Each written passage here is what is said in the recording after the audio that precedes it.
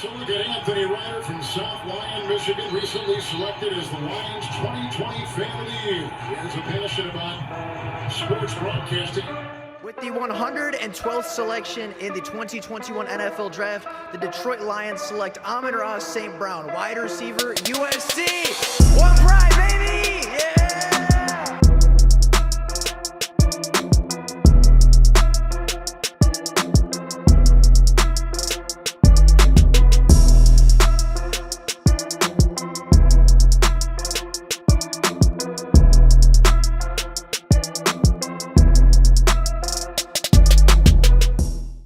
The NFL Draft is just 72 hours away. In less than 3 days' time, the NFL Draft stage will be packed. Prospects will be in Detroit. Fans will be in the stands. And the draft will be getting underway, which means we do not have very much time left. We don't have very much time to talk about more prospects. We don't have a ton of time to do more mock drafts. And we don't have a lot more time to take a look at our favorite players for the Lions. And with that being said, everything's pretty much been spoken. Every player that we've wanted to talk about, we've pretty much gotten to cover. And every player that we've had to argue about has been argued time and time again. But today, I wanted to sneak in just one more mock. I wanted to do a live Detroit Lions mock draft, show you guys what players are available at which picks, what trade downs are options, and what trade ups are potential solutions, as well as how the board is falling as the draft goes along. Now, a lot of the times we do these videos scripted. I do the mock draft beforehand and I talk about it after. But a lot of people said that they wanted to know what players were available at what picks, what the trade compensation could have been from another team, as well as just the overall mindset going through the draft at this point in time. So with that being said, I wanted to give you guys that opportunity, and I wanted to do a live mock draft today, here and now. So with all of that being said, we have it pulled up. We have the mock draft ready to go, and we will work our way through it. So Caleb Williams and Drake May are, of course, always going to be the first two picks in the NFL draft. Personally, I think Jaden Daniels would be a better second overall pick, but I do think Drake May is very much in play. Malik Neighbors goes at 3, Joe Alt at 4, Marvin Harrison at 5, and the board continues to go down. As we get to about the 15th overall pick, I look very heavily on the defensive side of the ball. Offense is really strong for a lot of positions, but really at the top of the draft, it's going to be offensive heavy, right? You're going to have the quarterbacks. You're going to have the wide receivers. You're going to have the tackles. You're going to have Brock Bowers. You're going to have, Romo Dunze. You're going to have probably 8, if not all 10 of the first 10 picks be offensive players. And with that being said, I think the value in the first round is going to be on the defense. And obviously, Arnold and Mitchell are your top targets. But as you kind of go through things, Latu's a great option. Verse is a great option. Johnny Newton is a great option, as is Byron Murphy. I think Chop is really good. I think Nate Wiggins is really strong. Again, Cooper DeJean, I have mixed feelings about, but I admit that he is a very, very talented player. And Cooley McKinstry is on the board as well. And likely one, if not multiple, will be there with the 29th overall selection. So unless Teron Arnold or Quinyon Mitchell fall in this draft class, which it doesn't seem like they're going to do, I do honestly see the Detroit Lions waiting until the late first round. I don't see them trading up unless there is a truly great prospect on their hands. And with that being said, we will wait till the 29th overall pick as Cooper DeJean goes to Green Bay. Chop Robinson goes to Tampa. Kool-Aid goes at 27, unfortunately, to the Eagles. And Adonai Mitchell goes at 29, meaning really the best prospect left available, unless something crazy happened on the offensive side of the ball, which it doesn't look like it did, is going to be Johnny Newton, or potentially trading down with the Washington Commanders, the Kansas City Chiefs, or the Las Vegas Raiders. Now, obviously, we'll go through each one of these trades really quickly. Washington wants the 29th overall pick for 36 and 78. You'll likely lose out on Johnny Newton, but Darius Robinson, Adisa Isaac, and some really good players are still available there, as well as an extra third round pick in the 70s. I'm not going to even entertain this Chiefs one. I don't think it's very realistic at all. I don't think the Chiefs would necessarily want to move up 2 spots. And if they do, it's going to take more than a 7th round selection, probably at least a 4th, if not a 3rd, to move up a couple spots in the draft. And then the Raiders, they won the 29th and 164th for 44 and 77 with a 2025 second round pick. And although it is going to really hurt to fall back about 15 spots in this draft, I do think a lot of the value lies in that second round area. And I do honestly think that even though I would love to potentially get Johnny Newton at 36 if he continues to fall, I think 44 is a fantastic area. You pick up 77, you pick up an extra second round pick potentially for ammo.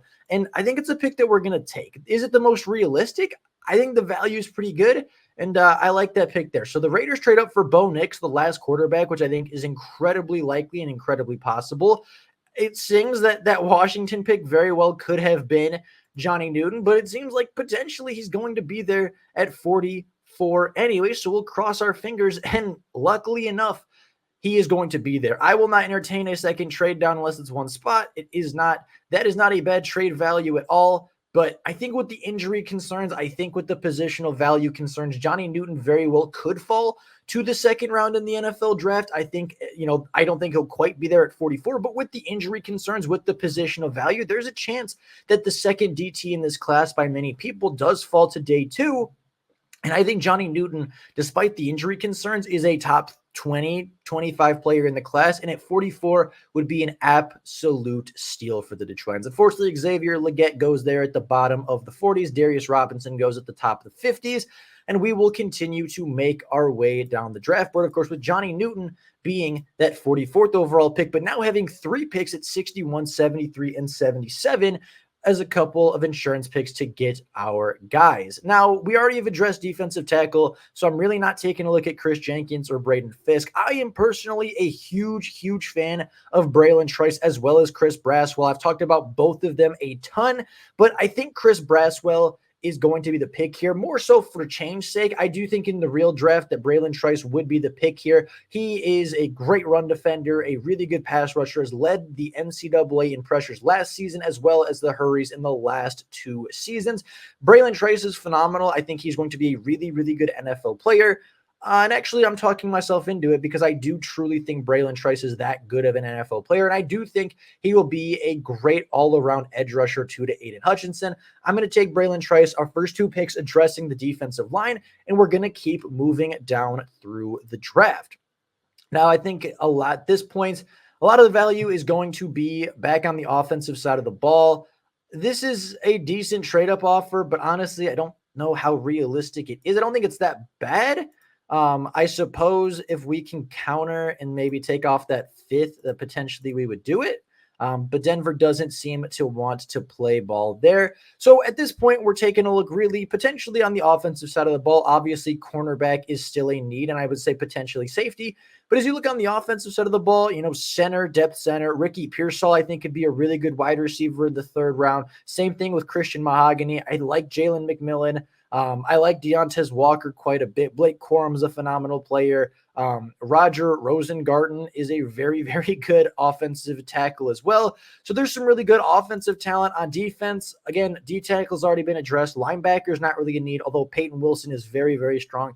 I don't think Kalen Carson is a draftable player, to be completely honest. I don't love the value up here at defense, although I do like Mason Smith a little bit. I think Ricky Pearsall is going to be the option. I know he isn't the ideal X wide receiver. I know he's not necessarily the X go ball wide receiver that the Lions really want, but I do think he is a very strong route runner. I think he has very strong hands. He reminds me a lot of Amon-Ra St. Brown in the way that he plays the game.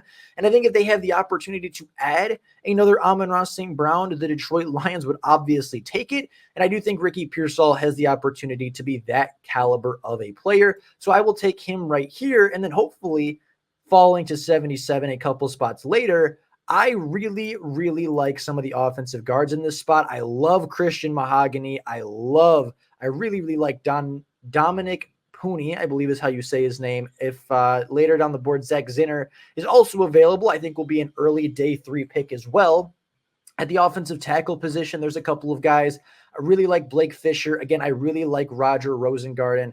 But personally, I am a huge fan of Christian Mahogany. I think he could slide in day 1 and be a starter on a lot of offensive lines in the NFL. And even though he won't be a starter on the offensive line for the Detroit Lions, I do think he will be a year 2 starter. I think it'll keep the offensive line young. It'll keep them strong. It'll keep them very healthy as far as a play strength category.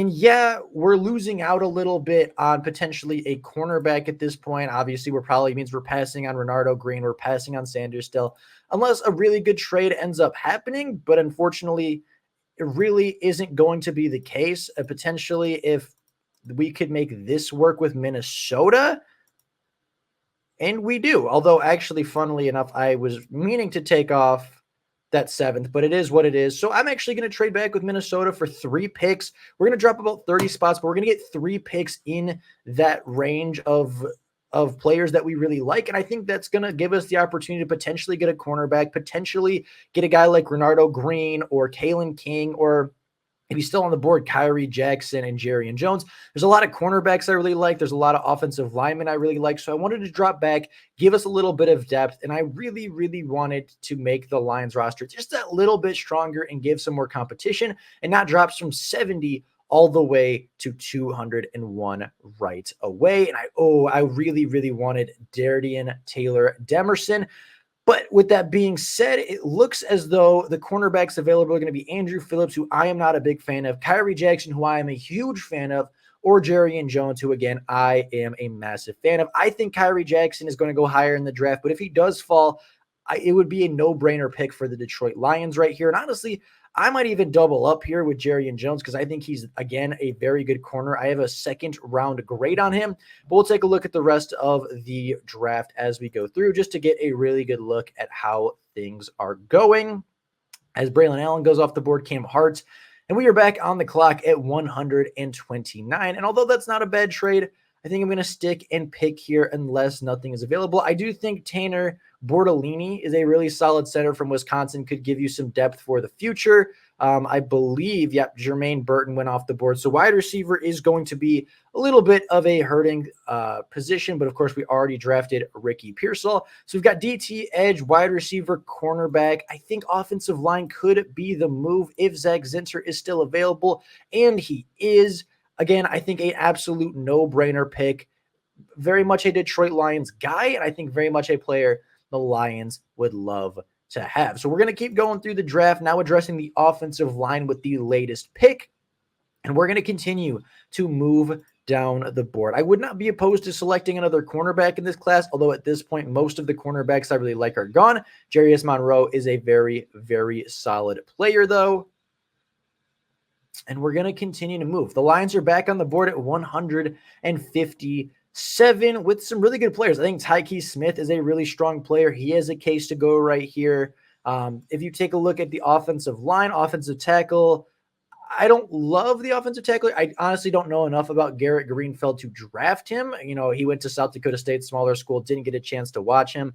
I don't love the offensive line group. I do like Charles Turner a little bit later. I do like Ladarius Henderson, but not necessarily right here. And again, I just don't know enough about Garrett Greenfeld to really make an informed decision. So potentially tight end. I think Eric All is very much an option. I like Dalen Colker a ton. At wide receiver, obviously Taj Washington, you have Luke McCaffrey and Jalen Holker, who are all really good options. Running back, potentially, you have, Tyron Tracy Jr., you have Ray Davis, you have a couple of good players. But honestly, I think taking a look at the secondary again, the Lions need a safety after addressing C.J. Gardner-Johnson. Tyke Smith, I think, is a really, really good safety, covers a lot of ground, is a great hitter, perfect for the Lions system. And I would take him right there with the 157th pick. As we go down, again, Johnny Newton at 44, Braylon Trice at 61, Ricky Pearsall at 73, Kyrie Jackson at 108, and as of most recently, although you cannot see it, there you go, Tyke Smith at pick 157. So as we make our way down the board, our next pick will be at 201.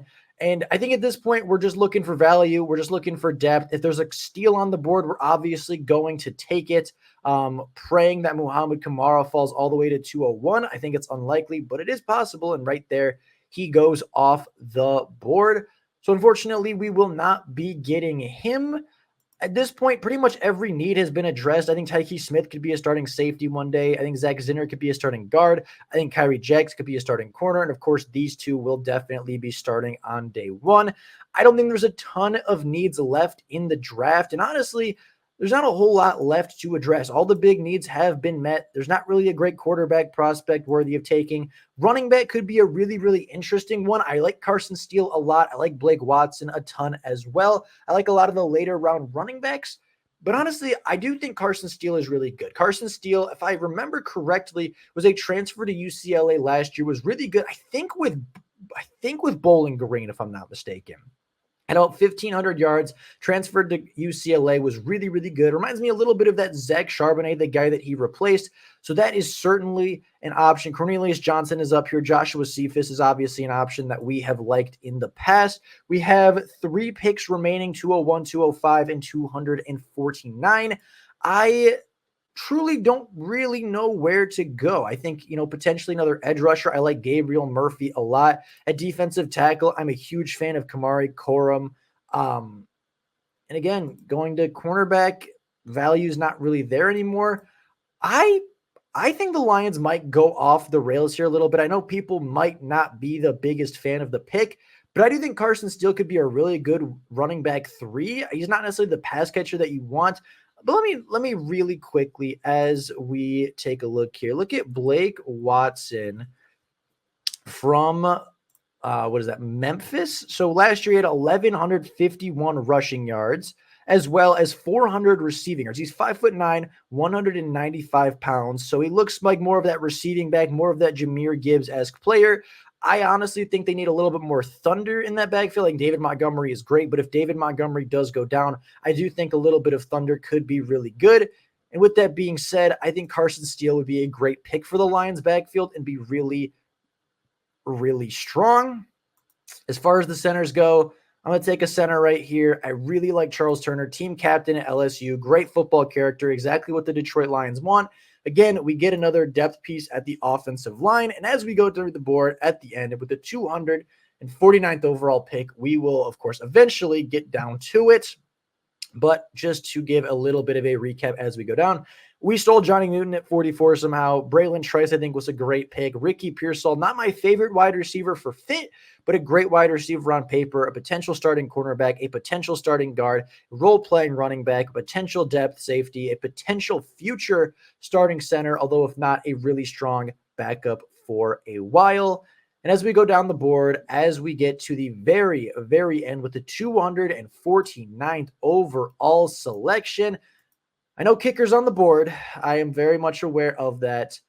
But I honestly don't think Joshua Carty will be there. And honestly, I think there is a stretch that I believe the Alabama kicker actually was already taken.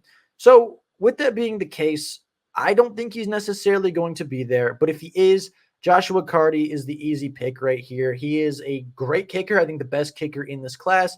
And I think would be a great fit for the Lions in their future. So that is how the draft shakes out. It is a much bigger class than usual, 9 players in all. Not all of them, of course, will end up making the roster, but some of them will push for roster spots, and some of them will kick out players currently on the roster, right? Johnny Newton will almost certainly start or play a significant amount of snaps at defensive tackle. Braylon Trice will almost certainly start on the edge across from Aiden Hutchinson. Ricky Pearsall, although he is really, really good, I don't necessarily think he's going to start day one. I think that's going to go to Jameson Williams and Amon-Ra St. Brown, but I think he's going to push Khalif Raymond and Donovan Peoples-Jones for playing time as well as targets. Kyrie Jackson, I truly think could start on day one across from Carlton Davis and be a great cornerback duo. Zach Zinner won't have to play year one, but could be a good depth option if he's healthy. Tyke Smith, a great secondary option. And honestly, I see all 6 of these players making an impact early in the season. I think all of them will make an impact as rookies. Carson Steele, I think, will push out Zonovan Knight and maybe potentially Craig Reynolds for that running back 3 role. I think he'll make the roster. I think he'll be a really strong runner, but obviously will push either Knight or Reynolds off the roster. Charles Turner will potentially push the backup center off the roster, and then Joshua Carty will be making the roster as well as the kicker, as well as picking up a 2025 7th round pick. So with that being said, that is kind of the way I see the draft playing out. That is how I see the mock draft going. And if the draft falls like this, I think the Lions walk away easy winners for potentially the 4th year in a row, getting one of the most talented classes in the NFL, adding more talent, getting more competition, and truly at this point pushing for a Super Bowl. So all of that being said, let me know what picks you would have changed. Let me know what you would have done differently. Very curious you guys have to say. But with all of that being said, that's all I got for you guys right now. Thank you all so very much for watching. And until next time, and as always, go Lions.